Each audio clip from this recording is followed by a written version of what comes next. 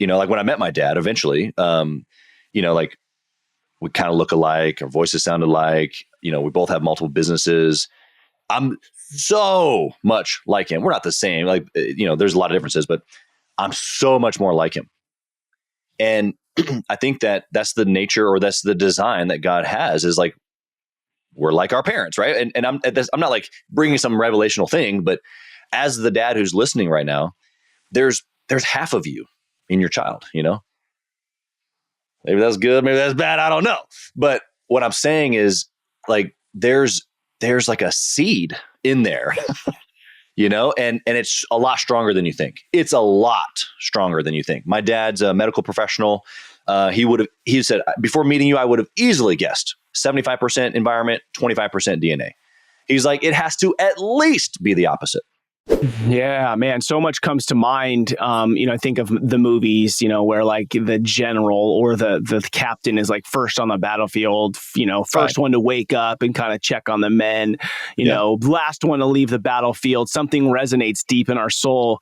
And it's not, I don't think, so that we could go to war as much as it is so that we could go to war for our families, right? So can we implement that in our home? Now, something you said, and dudes, you have to hear this, because I think it's a game changer for us if we can operate in this.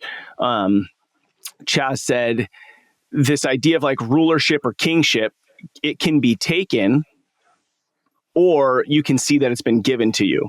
The reality is you already have it, right? You already have it, but are you showing up every day like taking it, right? Like the ruler who nobody wants to be around, or are you like, this is already who I am? So you're able to show up and either make a ruling decision or be tender in the moment. Yeah. And do this weekend, I went and John Eldridge was here and did like a Wild at Heart thing at this local spot here in Hawaii. And he said something that's like the exact same thing you just said. He said, the decisions that we make as men are either for identity or from identity. Yeah, it's true. It's like, it gives me chills thinking about that, because, and then it, like you mentioned a moment ago, it all comes down to the heart, because you could do an action, say something, touch, use your hands. And if the action is for identity, you are taking. If it's from identity, you're giving. And the people around they can feel if you're being a manipulative prick or if you are being a loving ruler. Yeah.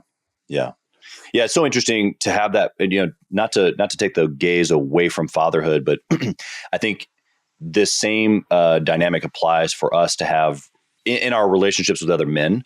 And I'm going to give you an example. Obviously, I think this applies to being a father, especially if our children can watch it happen. But this dynamic of to be strong, to facilitate a space, to shake someone's hand, be a good ruler in this friendship type of manner, I guess.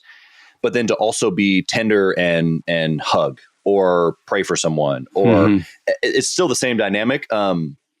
The strong and the tender.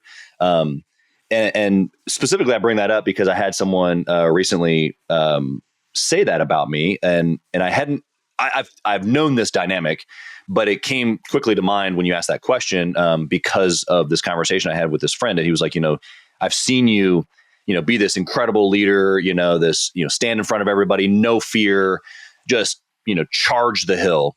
But then I've also seen you when no one knew you were looking other than me, or when no one was looking other than me, see you tenderly taking care of another man, with no outwardly effects to you at all. And that could have just been being with them for a minute, or giving a hug, or just acknowledging.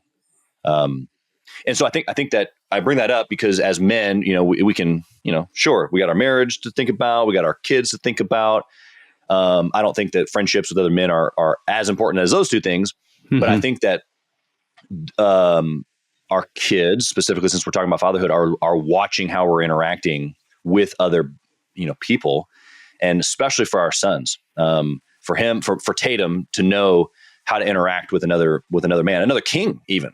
To be able to get tender with another strong man that he sees crushing in business and taking the hill, if you will, for that also to be a tender moment for him to go, oh, okay, like that's what it means to be a successful business owner, is to have this dynamic of strength and tenderness.